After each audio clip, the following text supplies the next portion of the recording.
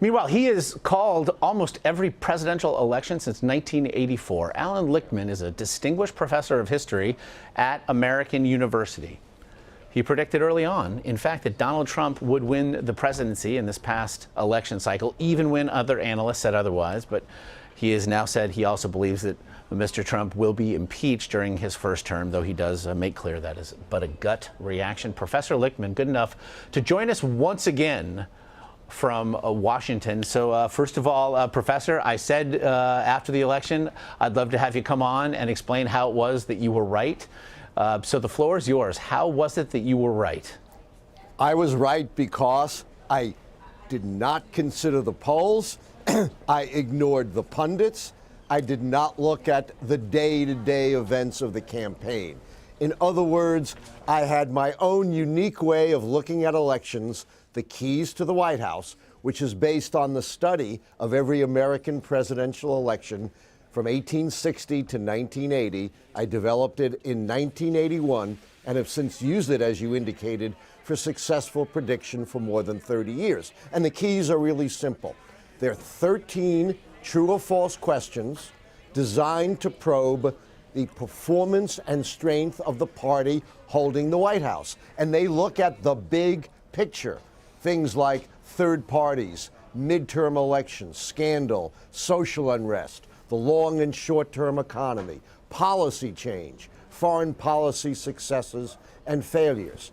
And the keys made evident the vulnerability of the incumbent Democrats, who lost big time in the midterms of 2014, didn't have a sitting president running, had a contentious primary battle, had to deal with a third party that looked pretty strong through most of the campaign, didn't have a major policy accomplishment in the second term, didn't have a big splashy foreign policy success in the second term, like the dispatch of bin Laden in the first term.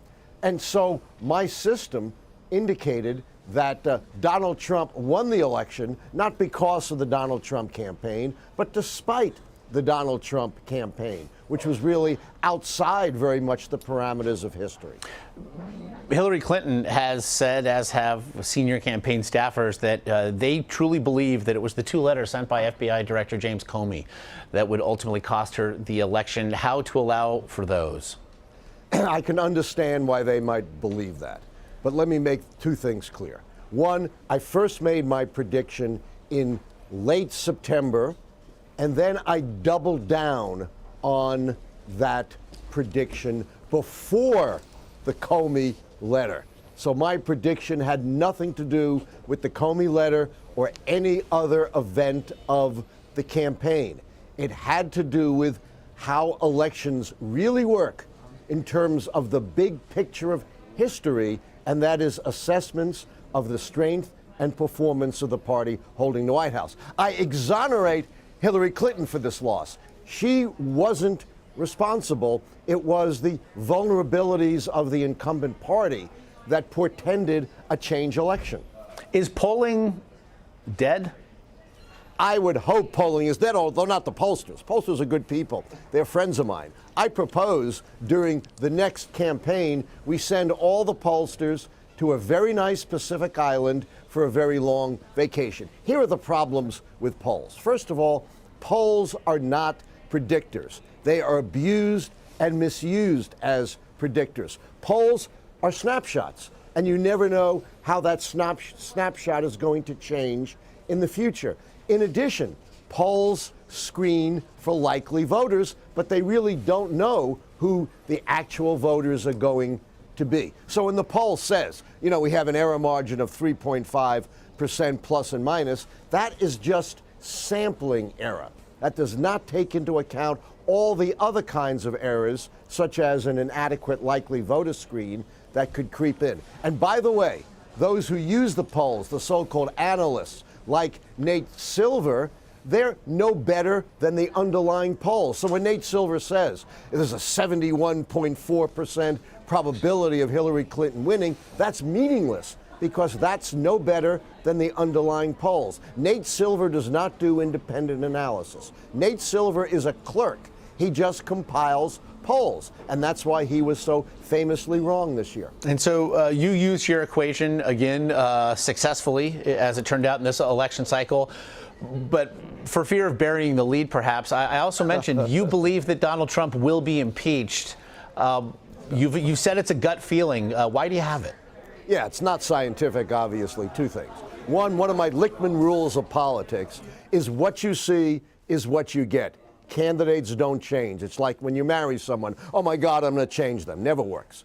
And Donald Trump, throughout his career, has played fast and loose with the law, and that could translate into his presidency. Just to cite a few examples, we know he ran an unregistered illegal charity in the state of New York. He's had to stop fundraising. We know he used that charity to make an illegal campaign contribution. There is strong evidence that he used his charity to settle personal business debts. There's strong evidence that he broke the Cuban embargo at a time when that was a serious federal crime. He faces a civil racketeering suit for Trump University. A dozen women have accused him of sexual assault. Any one or more of those women could civilly sue him. And let's not forget, it was the Paula Jones civil suit on sexual harassment that opened the door to the impeachment of Bill Clinton. Secondly, why might a Republican Congress impeach him? Well, it would have to be something fairly egregious, but let's not forget, Donald Trump is a wild card.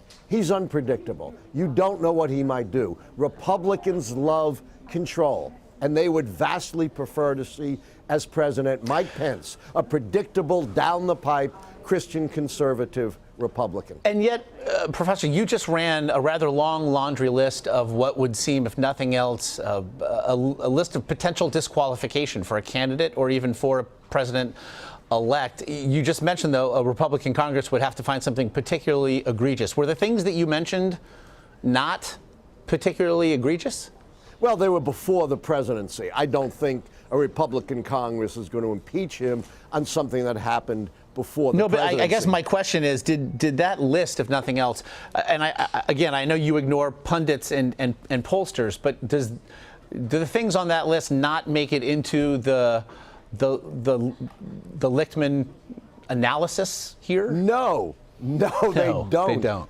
Except for one key, and I have a key which says it counts against the party holding the White House if the challenging party candidate is one of those once-in-a-generation inspirational candidates like Franklin Roosevelt on the Democratic side or Ronald Reagan on the Republican side. And Donald Trump has a certain degree of charisma, but I didn't give him that key precisely because he has this incredible record of playing fast and loose with the law, fast and loose with the truth, which led a majority of the American voters to believe he wasn't qualified to be president. So he didn't turn the challenger charisma key against the incumbent Democrats, but that wasn't necessary. They had enough other problems. That's why I said Trump won this election despite who Donald Trump is and despite the kind of campaign that he ran, which offended, a huge segment of the American voting population. In the end, your math works out for you, to be sure. Professor Alan Lichtman, and if that impeachment of which you just discussed does come to pass, I'm inviting you back once again. We can discuss it. We can discuss it all. Professor, as always, we appreciate seeing you again. Thanks for the time. My great pleasure.